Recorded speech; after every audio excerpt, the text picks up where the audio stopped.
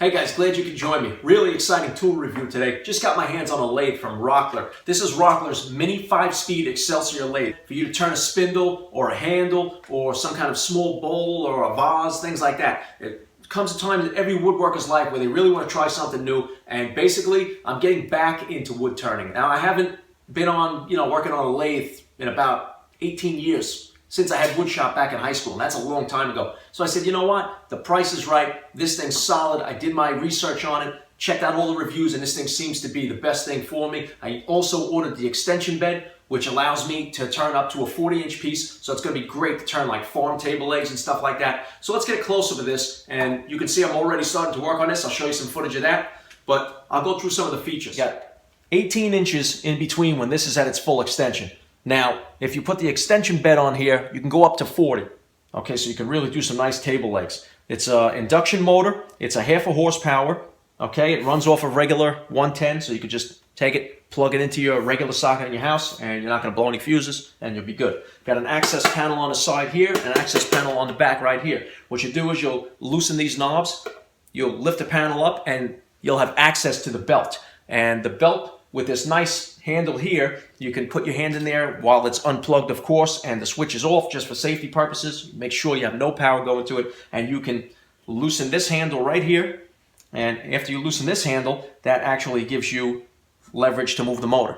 Now, when you move this motor here, you loosen up the belt. You can put the belt on whatever setting you want according to your instruction manual. Right now, I have it set to about 1600 RPMs. Perfect for what I was doing with it. So I'm going to tighten the motor back down like this, push down on the motor, give it some tension, and then I'm going to crank up the handle. That'll lock it in place. And what I really like about this is to get these handles out of the way, you actually can push them out like this, spin them, and they'll spring back into place on the nut. So when you want to loosen it next time, you got that leverage. So that's good. Here's your tool rest. You can loosen up the tool rest, move that anywhere you got to move it.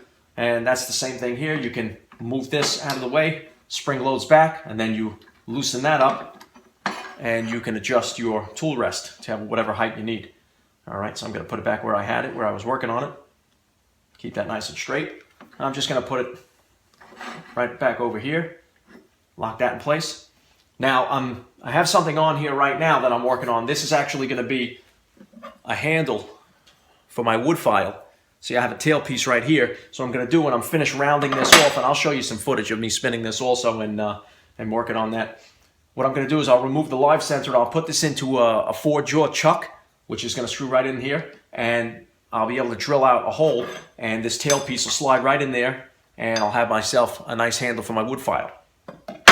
All right, some other features here.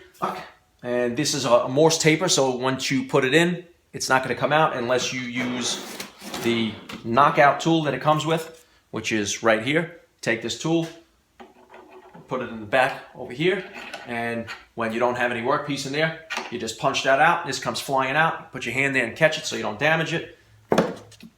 And that's basically it. So what do you say we fire this baby up?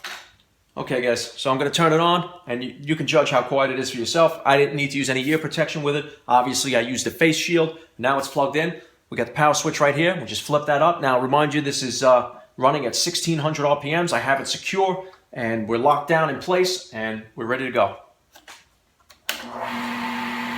That's running right now at 1600 RPMs. It's quiet as a whisper.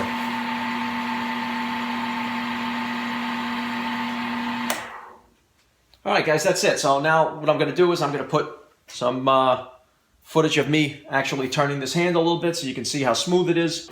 Some other cool features, it does come with your live center and your headstock piece, and it also comes with a nice faceplate for large bowl turning.